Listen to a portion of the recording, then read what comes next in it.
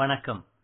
அமரர் கல்கியின் பொன்னியின் செல்வன் இரண்டாம் பாகம் சுழற்காற்று 32ஆம் அத்தியாயம் கிள்ளிவளவன் யானை. உங்களுக்காக வாசிப்பது ஸ்ரீ. கூத்து முடிவதற்கும் சமையலாவதற்கும் சரியாயிருந்தது. கட்டுக்கட்டாக தாமரை இலைகளைக் கொண்டு அவ்வீரர்களின் முன்னால் போட்டார்கள்.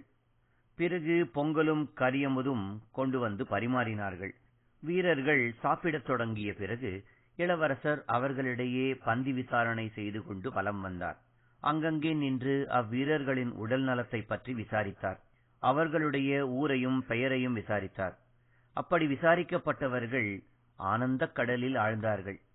பக்கத்தில் இருந்தவர்கள் அவர்களுடைய அதிர்ஷ்டத்தை பாராட்டினார்கள். ஏற்கனவே சோழ நாட்டு வீரர்களுக்கெல்லாம் இளங்கோவின் பேரில் மிக்க அபிமானம் இருந்தது. சமீபத்தில் அந்த அபிமானம் பன்மடங்கு பெருகியிருந்தது.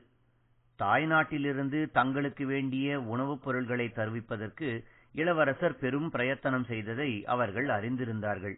அத்துடன் சாதாரண போர் வீரர்களுடனே இளவரசர் சமநிலையில் கலந்து பழகி க்ஷேமம் விசாரித்து அவர்களுக்கு உற்சாகத்தை அளித்து வந்தார். இந்த குணாதிசயம் இளவரசர் தேவன், ஆஹா, அப்படி சொல்லுங்கள், என் கட்சிதானே ஜெயித்தது என்று குதூகலித்தான். அரசே, இவன் தங்களை தந்திரத்தினால் ஏமாற்றிவிட்டான். அவன் ஏமாற்றவில்லை, நானாகவே ஏமாந்தேன். உன்னை அழைத்து வருவதற்கு வைத்திருந்த வீரனை இவன் குதிரை மேலிருந்து தள்ளிவிட்டு அக்குதிரை மீது தான் ஏறிக்கொண்டு வந்ததை நான் கவனித்து விட்டேன்.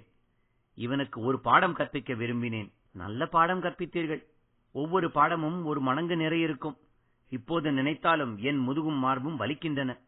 ஓலை கொண்டு வந்த தூதனை இப்படித்தானா நடத்துவது? போனால் போகட்டும். தாங்கள் மட்டும் என்னுடன் பழையாறைக்கு வருவதாயிருந்தால் எனக்கு ஒரு பழைய பாடல் ஞாபகம் வருகிறது. திருமலை, என் முன்னோர்களில் பெருங்கிள்ளிவளவன் என்று ஒரு மன்னர் இருந்தார். அவரிடம் ஓர் அதிசயமான யானை இருந்தது.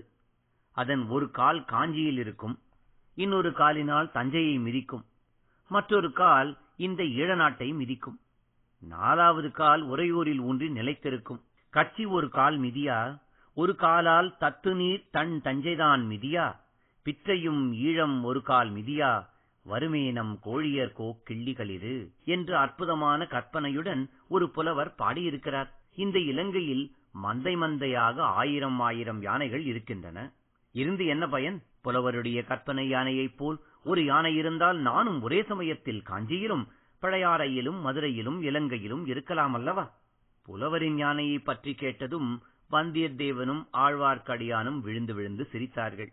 அப்படிப்பட்ட யானைதான் இல்லையே, தாங்கள் என்ன செய்யப் போகிறீர்கள் என்று திருமலை கேட்டான். சந்தேகம் என்ன, பழையாறைக்கு வருவதென்று முடிவாகிவிட்டதே என்றான் வந்தியத்தேவன். உங்கள் சண்டையை கொஞ்சம் நிறுத்தி வையுங்கள். நாளை அனுராதபுரம் போவோம். அங்கே பார்த்திப பல்லவரை நான் எப்படியும் சந்திக்க வேண்டும்.